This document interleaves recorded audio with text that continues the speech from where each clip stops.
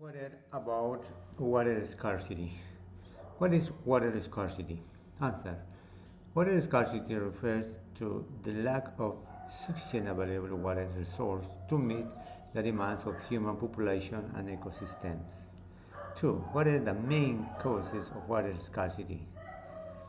Climate change, droughts, altered patterns, and rising temperatures. Overexploitation, excessive withdrawal of water from groundwater, aquifers, and surface water source. Pollution, contamination of water sources with chemicals, industrial waste, and sewage. Population growth, increasing demand for water for domestic, agricultural, and industrial use. Inefficient water use, wasteful practices in agriculture, industry, and households. 3. What are the impacts of water scarcity? Food insecurity, reduced agricultural production due to lack of irrigation water. Health issues, spread of waterborne disease and lack of access to clean drinking water. Economic impacts, reduced agricultural productivity, hindered industrial development, and increases cost of water treatment and supply. Social and political unrest, conflicts over access to limited water resources can arise between communities and even nations. Environmental degradation, depletion or groundwater, drying of rivers and lakes, and loss of biodiversity. 4. What are some solutions to address water scarcity? Water conservation, implement water efficient technologies in agriculture, industry, and households. Improved water management, efficient irrigation system, rainwater harvesting, and wastewater treatment. Desalination, convert seawater into fresh water, so expensive and energy intensive. Investing in water infrastructure, building and maintaining dams, reservoirs, and pipelines. Addressing climate change, reducing greenhouse gas emissions to mitigate climate change impacts on water resource. 5. How does climate change exacerbate water scarcity? Increasing evaporation, higher temperatures leads to increased evaporation from water bodies, reducing water availability. Changing rainfall patterns. Altered rainfall patterns can lead to more frequent droughts and floods, disrupting water supplies. Melting glaciers. Glaciers are a significant source of fresh water for many regions, and their melting due to climate change reduce water availability. 6. What is the role of technology in addressing water scarcity? Technology plays a crucial role in developing new water treatment methods, improving irrigation efficiency, and developing drought-resistant crops. 7. How can individuals contribute to water conservation? Reduce water usage at home, shorter shower, fixing leaks, water efficient appliances. Conserve water in the garden. Water plants during cooler parts of the day. Use drought tolerant plants. Support policies that promote water conservation and sustainable water management. 8. What are the social and economic impacts of water scarcity on vulnerable population? Disproportionate impacts on poor communities who often lack access to clean water and sanitation. Increasing burden on women and girls who are often responsible for collecting water. Increased poverty and food insecurity. 9. What are the international efforts to address water scarcity? International cooperation is crucial for sharing knowledge, technology, and financial resources to address global water challenge. The United Global Nation, no, The United Nations plays a key role in promoting sustainable water management and raising awareness about water scarcity issues. 10. What is the future of water resources? The future of water resources depends on our ability to address the challenges of climate change, population growth, and sustainability assumption patterns. Sustainable water management practices and innovative technologies are crucial to ensure water security for future generations. How to desalinate seawater for human consumption? Desalination is the process of removing salt or other minerals from seawater to make it suitable for human consumption. There are several methods used for desalination, each with its own advantages and disadvantages. Here are some of the most common methods. Reversing osmosis. This is one of the most widely used methods. It involves forcing seawater through a permeable membrane that allows water molecules to pass through but blocks large salt ions. Multi-stage flash distillation. This method involves heating seawater until it evaporates. The vapor is then condensed to produce fresh water, leaving the salt behind. Multi-effects distillation, similar to multi-stage flash distillation, but it uses simple stage of evaporation and condensation to improve energy efficiency. Membrane distillation. This method involves passing hot seawater through a hydrophobic membrane, allowing water vapor to pass through while leaving salt behind. Freezing. This method involves freezing seawater, which causes the pure water to form ice crystals that can be separated from the salt. This consideration when choosing a desalination method. Energy consumption. Desalination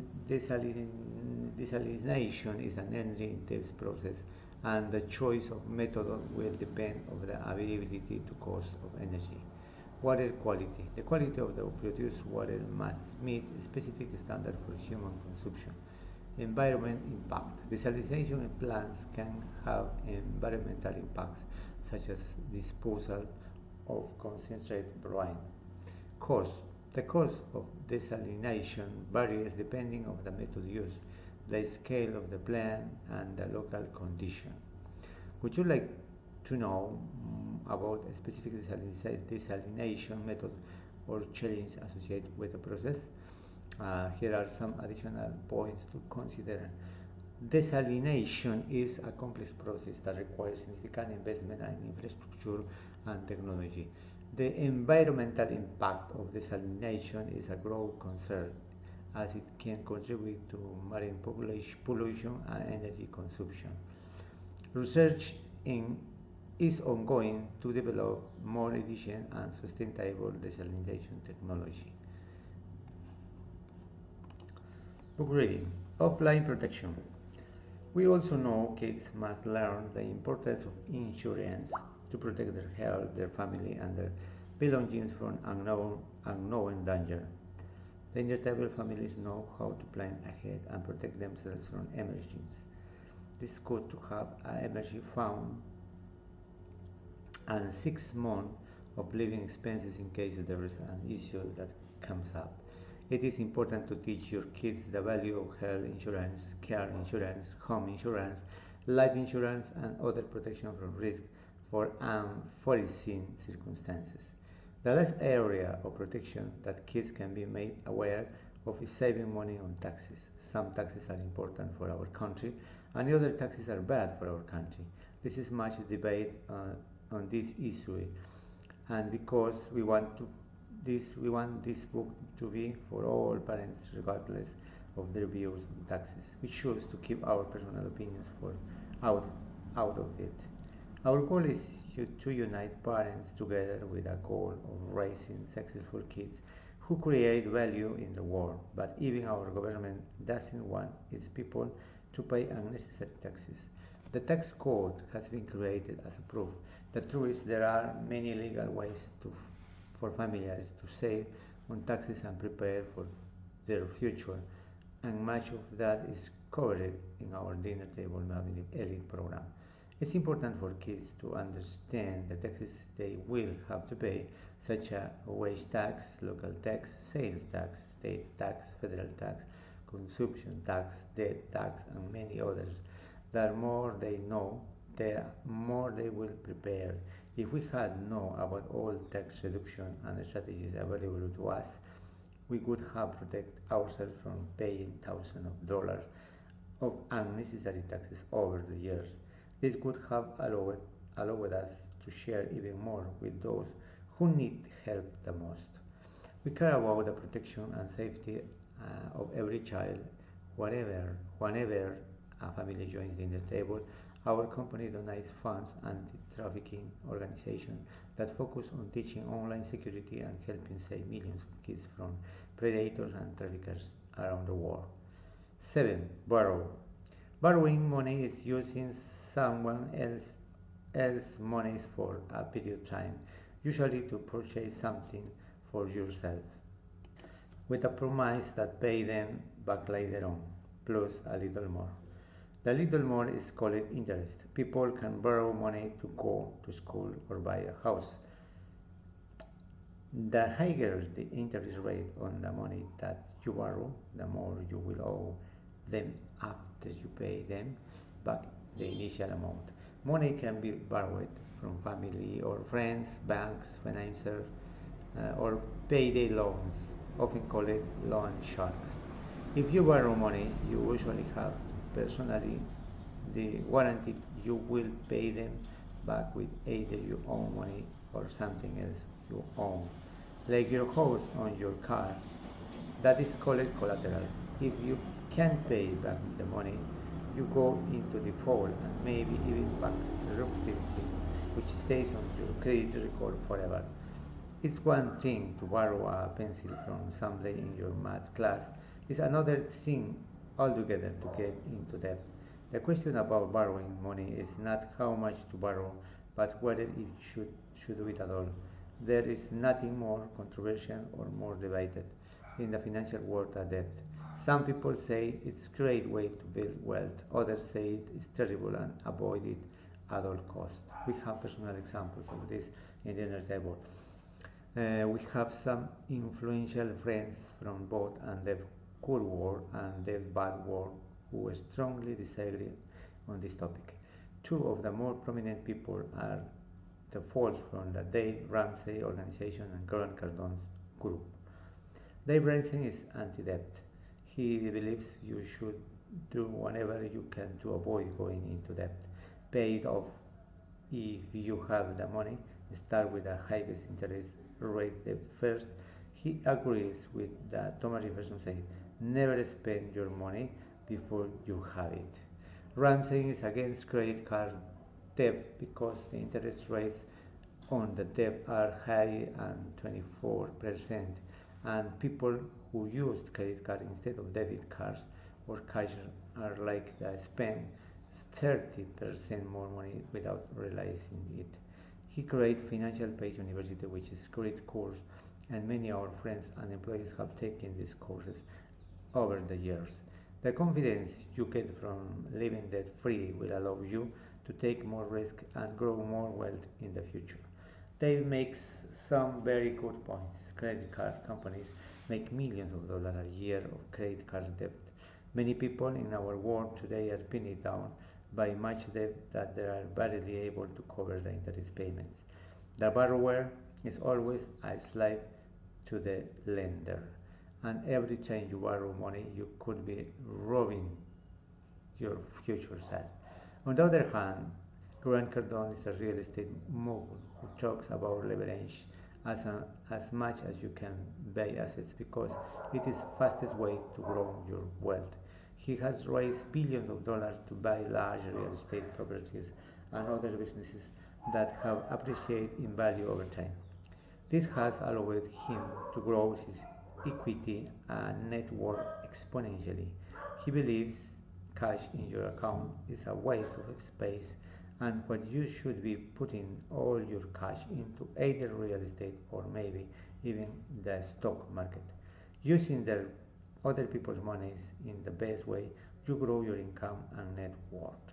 Grant also makes some really good points. Many of our close friends have used times and their lives to grow their business and build homes, and it has worked out more than it has not. When it works out, it's awesome. When it doesn't, it's devastating. I'm sure both camps would change some of our words to clarify their arguments. We did our best to paraphrase, but the point is smart people follow different sides in this borrowing equation. The question we want to answer is how do we teach our kids about borrowing money? Both parties agree debt is a serious matter that you have to be careful about. But when it comes to kids, each parent will have to make this decision on their own basis, on their own experiences and goals for their kids.